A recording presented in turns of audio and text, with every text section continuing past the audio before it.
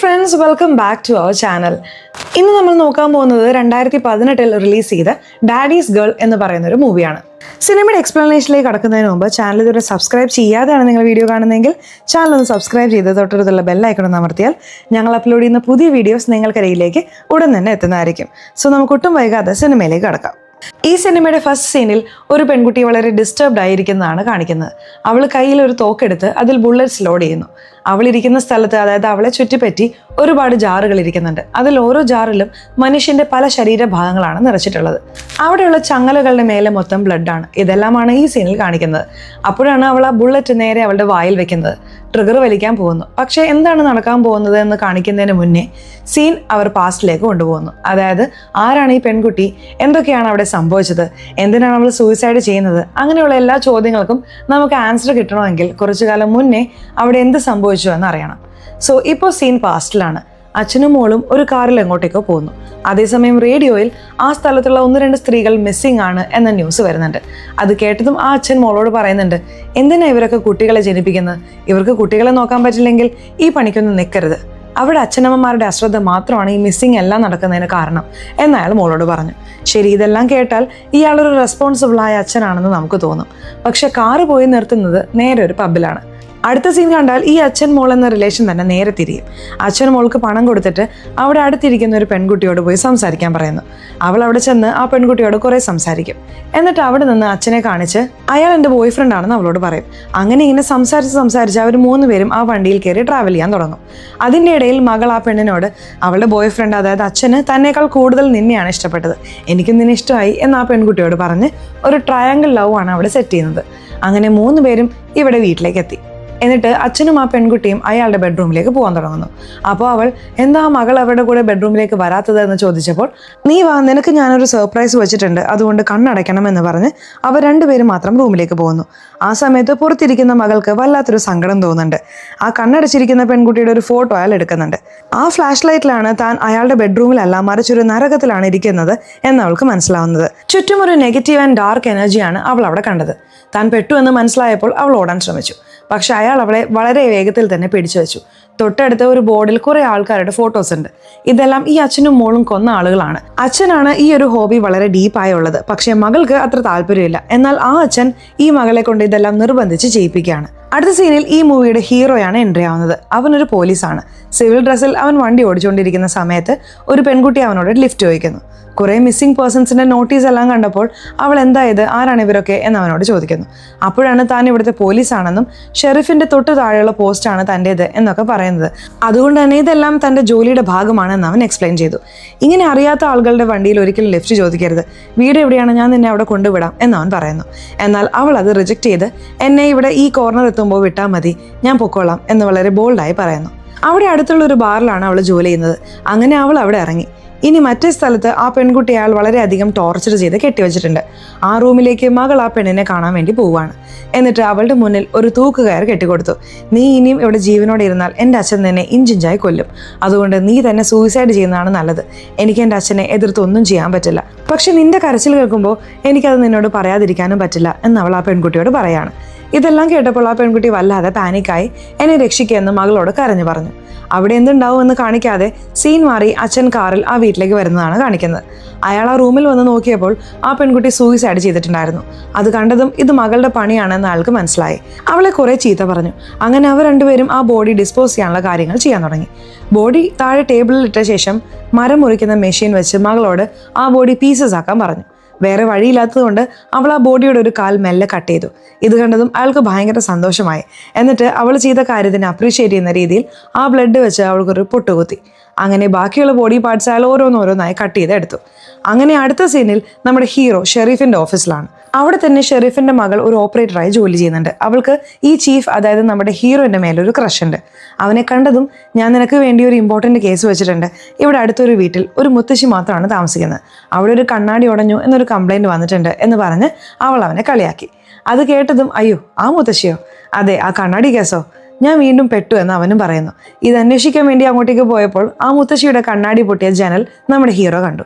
ഇത് ഈ ക്രിമിനൽസിന്റെ സ്ഥിരം പണിയാണ്, ഇവരെ വേഗം കണ്ടുപിടിച്ച് ശിക്ഷിക്കണം എന്നവർ ഹീറോയിനോട് പറയുന്നുണ്ട്. ഇവർ രണ്ടുപേരും സംസാരിച്ചുകൊണ്ടിരിക്കുമ്പോൾ തന്നെ ആ ക്രിമിനൽസ് അവിടെ എത്തി. ഈ ചെറിയ സൈസിലുള്ള കുട്ടികളെയാണ് ആ മുത്തശ്ശി ക്രിമിനൽസ് എന്ന് വിളിച്ചത്. ഇവരും ഒട്ടും മോശമല്ല. പോലീസുകാരുടെ കാറിന്റെ ടയർ പോലും അവർ വിട്ടില്ല. അതിൽ ആണി കുത്തി പഞ്ചറാക്കി അവർ അവിടെ നിന്ന് ഓടിപ്പോയി. വേറെ വഴിയില്ലാതെ അവിടെ അടുത്തുള്ളൊരു മെക്കാനിക് ഷോപ്പിലേക്ക് അവൻ നടന്നുപോയി. അവിടെ എത്തിയതും ആ ഗ്യാരേജിൽ നമ്മുടെ ഹീറോയിൻ ഇരിക്കുന്നതാണ് കാണിക്കുന്നത്. എൻ്റെ കാറ് പഞ്ചറായി, ശരിയാക്കാൻ പറ്റുമോ എന്ന് ചോദിച്ചപ്പോൾ അച്ഛനെ വിളിക്കാം എന്നവൾ പറഞ്ഞു. അച്ഛനോട് പോലീസ് കാര്യങ്ങൾ പറഞ്ഞപ്പോഴാണ് ഇവിടെ പഞ്ചർ ശരിയാക്കാനും പറ്റില്ല, ടയർ ചേഞ്ച് ചെയ്യാനുള്ള സൗകര്യവുമില്ല എന്നറിയുന്നത്. എന്തായാലും സിറ്റി വരെ താൻ കാർ എത്തിച്ചു തരാം എന്ന് അച്ഛൻ പറഞ്ഞു. അങ്ങനെ ഹീറോയും അച്ഛനും കാർ ടോ ചെയ്ത് സിറ്റിയിലേക്ക് പോവാണ്. അച്ഛൻ്റെ കയ്യിലുള്ള വലിയ ടാറ്റു കണ്ടതും മറൈനിൽ എവിടെയെങ്കിലും ജോലി ചെയ്തിട്ടുണ്ടോ എന്ന് ഹീറോ ചോദിക്കുന്നുണ്ട്. അതെ, ഇറാഖിലുണ്ടായിരുന്നു എന്ന് അയാൾ പറയുന്നു. ഏത് കാലത്തായിരുന്നു എന്ന് ഹീറോ വീണ്ടും ചോദിച്ചു. അതിന് 10 വർഷം മുമ്പേ എന്ന് അയാൾ മറുപടി കൊടുത്തു. ഇത് കേട്ടതും ഞാനും അവിടെ ഒരു 9 വർഷം മുന്നേ ജോലി ചെയ്തിരുന്നു. അങ്ങനെ നോക്കിയാൽ നിങ്ങൾ എൻ്റെ 1 ഇയർ സീനിയർ ആണെന്ന് പോലീസ് അച്ഛനോട് പറയുന്നു. പക്ഷേ എന്താണെന്നറിയില്ല, നമ്മുടെ ഹീറോയ്ക്ക് ആ അച്ഛൻ്റെ മേലെ ഒരു മിസ്റ്റേക്ക് തോന്നി. എന്തായാലും ഷെരീഫിൻ്റെ ഓഫീസിലെത്തിയതും അവൻ ആ അച്ഛൻ്റെയും മോളുടെയും ഡീറ്റെയിൽസ് അന്വേഷിക്കാൻ തുടങ്ങി. അപ്പോഴാണ് അവർ രണ്ടുപേരും അച്ഛനും മോളുമല്ല, മറിച്ച് ഗേൾ ഫ്രണ്ട് ബോയ് ഫ്രണ്ട് ആണെന്നും അവരവിടെ സെറ്റിലായി 5 വർഷമായി എന്നും ഹീറോ അറിയുന്നത്. പക്ഷേ 5 വർഷം മുന്നെയാണ് പലതരത്തിലുള്ള കിഡ്നാപ്പിംഗ്, ഹ്യൂമൻ ട്രാഫിക്കിംഗ് കേസസ് ഒക്കെ ഉണ്ടായിരുന്നത് എന്ന് ഹീറോ ആലോചിക്കുന്നത്. എന്തായാലും ഹീറോയ്ക്ക് എവിടെയൊക്കെയോ എന്തൊക്കെയോ ചീഞ്ഞ് നാറുന്ന പോലെ തോന്നി. അതുകൊണ്ട് തന്നെ ആ അച്ഛനെ കുറിച്ചുള്ള ഡീറ്റെയിൽസ് ഡേറ്റാബേസ് ത്രൂ സെർച്ച് ചെയ്യാൻ തുടങ്ങി. അച്ഛനാണെങ്കിൽ വീടിന് ചുറ്റും ട്രാപ്പ് മെഷീൻസ് സെറ്റ് ചെയ്യുന്നുണ്ടായിരുന്നു. മകളോട് ഇതെല്ലാം എവിടെയാണ് സെറ്റ് ചെയ്തിരിക്കുന്നത് എന്ന് നോക്കിക്കോളാൻ പറയുന്നുണ്ട്. ഹീറോയുടെ വീട്ടിൽ അവൻ ഡേറ്റാബേസ് സെർച്ച് ചെയ്തുകൊണ്ടിരിക്കുമ്പോൾ ടി-വിയിൽ ഒരു പഴയ ന്യൂസ് ഓടുന്നുണ്ട്. ഇറാഖ് വാർ സമയത്ത് അറസ്റ്റ് ചെയ്ത ആൾക്കാരെ അവിടെയുള്ള മിലിറ്ററി ഓഫീസേഴ്സ് ടോർച്ചർ ചെയ്ത് കൊന്നിട്ടുണ്ട്. അതായത് ജീവനോടെ ഇരിക്കുമ്പോൾ തന്നെ കൈ കാൽ ഒക്കെ വെട്ടുന്നത്, അങ്ങനെ പലതരത്തിലുള്ള ടോർച്ചേഴ്സ് അവർ അനുഭവിച്ചിട്ടുണ്ട് എന്നാണ് ന്യൂസ് വരുന്നത്. അത് പിന്നെ കേസൊക്കെ ആയി പല ഓഫീസേഴ്സിനെയും ജോലിയിൽ നിന്ന് പിരിച്ചുവിട്ടു, ജയിലിലിട്ടു. അങ്ങനെ ഇത് വലിയൊരു സംഭവം തന്നെ ആയിരുന്നു. ഇതെല്ലാം കേട്ടപ്പോൾ ഓൾറെഡി നമ്മുടെ ഹീറോയ്ക്ക് ആ അച്ഛൻ്റെ മേലെ ഡൗട്ട് ഉള്ളത് ഒന്നുകൂടെ ഉറപ്പായി. അടുത്ത സീനിൽ വീണ്ടും ആ അച്ഛനും മോളും അടുത്ത ഹണ്ടിന് റെഡി ആവുന്നതാണ് കാണിക്കുന്നത്. അവരൊരു റെസ്റ്റോറൻറ്റിലാണ്. അതൊരു റെസ്റ്റോറൻറ്റ് കം ബാറായിരുന്നു. ആ ബാറിലാണ് അന്ന് ലിഫ്റ്റ് കൊടുത്ത ആ പെണ്ണും ജോലി ചെയ്യുന്നത്. അവളെ കണ്ടതും മകൾക്ക് അവളെ ഇഷ്ടമായി. അതുകൊണ്ട് തന്നെ അച്ഛൻ്റെ അടുത്ത് നിന്ന് എഴുന്നേറ്റ് ഈ പെൺകുട്ടിയോട് സംസാരിക്കാൻ വേണ്ടി അവൾ അടുത്തേക്ക് പോയി. പക്ഷേ അപ്പോഴേക്കും അച്ഛൻ വേറൊരു പെണ്ണിനെ കയ്യിലാക്കി. ഈ സമയത്ത് ആ ബാർ ടെൻഡർ അവളെ അടുത്ത് മോശമായി പെരുമാറാൻ ശ്രമിച്ച ഒരാളുടെ കണ്ണിലേക്ക് നാരങ്ങ പിഴിഞ്ഞു വെച്ചു. ഇതുകൂടി കണ്ടപ്പോൾ ഹീറോയിന് ഈ പെൺകുട്ടിയോടുള്ള അട്രാക്ഷൻ കൂടി. അവളുടെ ടേബിളിലേക്ക് ഒരു ബിയർ കൂടി എന്ന് പറഞ്ഞ് അവൾ തിരിച്ച് അച്ഛൻ്റെ അടുത്തേക്ക് പോയി. ടേബിളിലേക്ക് ഓർഡർ കൊണ്ടുവന്നപ്പോൾ അച്ഛൻ ഈ പെൺകുട്ടിയെ കണ്ട് അട്രാക്റ്റഡ് ആയി. പക്ഷേ ഈ പ്രാവശ്യം വേറൊരു പെൺകുട്ടിയെ ഓൾറെഡി വശത്താക്കിയതുകൊണ്ട് ഇവളെ അടുത്ത പ്രാവശ്യത്തേക്ക് മാറ്റിവെച്ചു. അങ്ങനെ വീണ്ടും ഈ പ്രാവശ്യത്തെ ഹണ്ടായിട്ട് അവർ വീട്ടിലേക്ക് പോയി. എപ്പോഴും ചെയ്യുന്ന പോലെ ആ റൂമിലേക്ക് പോകുന്നതിന് മുന്നേ ആ പെൺകുട്ടിയുടെ കണ്ണടച്ചിട്ട് വെൽക്കം ചെയ്യുന്ന സീനാണ് പിന്നെ കാണിക്കുന്നത്. എല്ലാ പെണ്ണുങ്ങളും എപ്പോഴും ചെയ്യുന്ന പോലെ തന്നെ ഈ പെൺകുട്ടി കണ്ണു തുറന്നപ്പോൾ കണ്ട റൂമിലെ കാഴ്ച പേടിപ്പെടുത്തുന്ന ഒന്നായിരുന്നു. റൂമിൻ്റെ ഉള്ളിൽ നിന്ന് അവൾ ഭയങ്കരമായി ഒച്ചയിടുന്നുണ്ടായിരുന്നു, രക്ഷിക്കാൻ വേണ്ടി വിളിക്കുന്നുണ്ടായിരുന്നു. ഇതെല്ലാം കേട്ട് റൂമിൻ്റെ പുറത്ത് നിന്ന മകൾ ഒന്നും ചെയ്യാൻ പറ്റാതെ തളർന്നുപോയി. അടുത്ത സീനിൽ കാണിക്കുന്നത് നമ്മുടെ ഹീറോയെയാണ്. ഡേറ്റാബേസ് ഇൻഫർമേഷൻസ് എല്ലാം ഓരോന്നോരോന്നായി പഴയ ഫയൽസ്, പഴയ കോപ്പീസ് അതെല്ലാം നോക്കി അവൻ ചെക്ക് ചെയ്തുകൊണ്ടിരിക്കുകയാണ്. അങ്ങനെ ചെക്ക് ചെയ്തുകൊണ്ടിരിക്കുമ്പോഴാണ് അവന് ചില സത്യങ്ങൾ മനസ്സിലാവുന്നത്.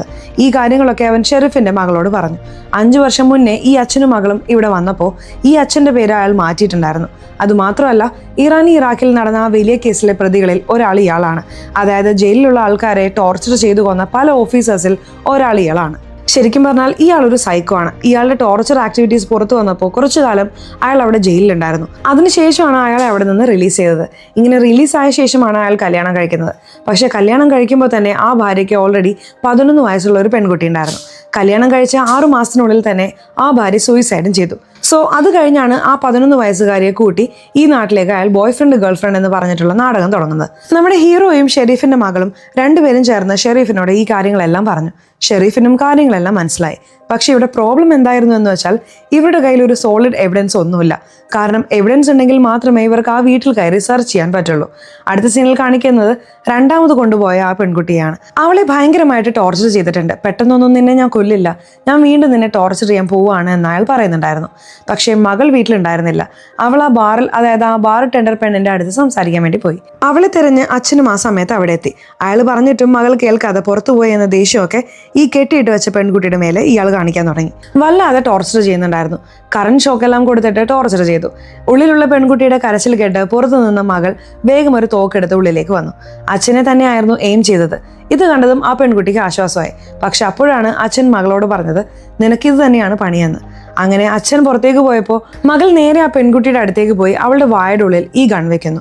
എന്നിട്ട് പറയുന്നുണ്ട്, ഇങ്ങനെ പോയാൽ നീ സഹിക്കില്ല, അതുകൊണ്ട് നിന്നെ ഞാൻ 10 സെക്കൻഡിനുള്ളിൽ റിവോൾവർ ഹിറ്റ് ചെയ്യും, അല്ലാതെ നിനക്ക് വേറെ ചോയ്സ് ഇല്ല.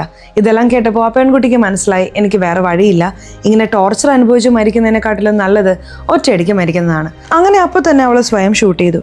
റിവോൾവർ ഉണ്ടെങ്കിലല്ലേ മകൾ ഇങ്ങനെ ഇടയിൽ കയറി വരൂ എന്ന് വിചാരിച്ച് അച്ഛൻ ആ റിവോൾവർ ഡിസ്പോസ് ചെയ്തു. ഇവിടെ മകൾക്കാണെങ്കിൽ ഇത്രയും ദ്രോഹങ്ങൾ ചെയ്തല്ലോ എന്ന കുറ്റബോധമാണ്. എവിടെ നോക്കിയാലും മരിച്ച പെൺകുട്ടിയുടെ മുഖമാണ് കാണുന്നത്. അങ്ങനെ ഇരിക്കുമ്പോൾ അച്ഛനും മകളും അടുത്തുള്ള സൂപ്പർ മാർക്കറ്റിൽ പോയി അവിടെ പർച്ചേസ് ചെയ്തുകൊണ്ടിരിക്കുമ്പോൾ മകൾ വേറൊരു അമ്മയും കുട്ടിയും കണ്ടു. അവർ രണ്ടുപേരും സ്നേഹത്തിൽ അങ്ങനെ നടന്നുകൊണ്ടിരിക്കുന്നത് കണ്ടപ്പോൾ ഈ മകൾക്ക് അവളുടെ അമ്മയെ ഓർമ്മ വന്നു.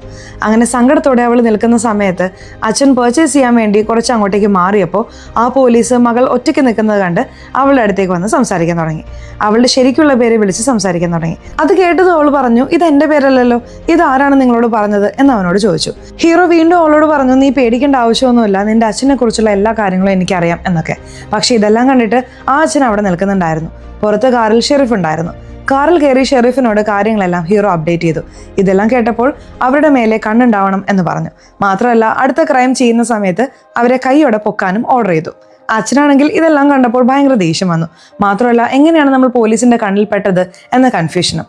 പക്ഷെ ആ സമയത്ത് മകൾ പേടിക്കുന്നതിന് പകരം അച്ഛനെ സമാധാനിപ്പിച്ചു. അതായത് അയാൾ ചോദിച്ചിട്ടും താനൊന്നും പറഞ്ഞില്ല എന്ന് പറഞ്ഞ് അച്ഛനെ മനസ്സിലാക്കിപ്പിച്ചു. വീട്ടിലെത്തിയതും മകൾ ആ ടോർച്ചർ റൂമിലേക്ക് പോയി. എന്നിട്ട് ക്യാമറയൊക്കെ പരിശോധിച്ചു. പഴയ ഫോട്ടോസ് എല്ലാം നോക്കുകയായിരുന്നു. ആ സമയത്ത് അച്ഛൻ പുറത്തു നിന്ന് ആ വാതിൽ അങ്ങോട്ടേക്ക് പൂട്ടി. അവൾ ആകെ പേടിച്ച് അയാളെ വിളിച്ചുകൊണ്ടിരിക്കുകയാണ്. ആക്ച്വലി ആ വാതിലിന് പുറത്ത് തന്നെ അച്ഛൻ നിൽക്കുന്നുണ്ടായിരുന്നു.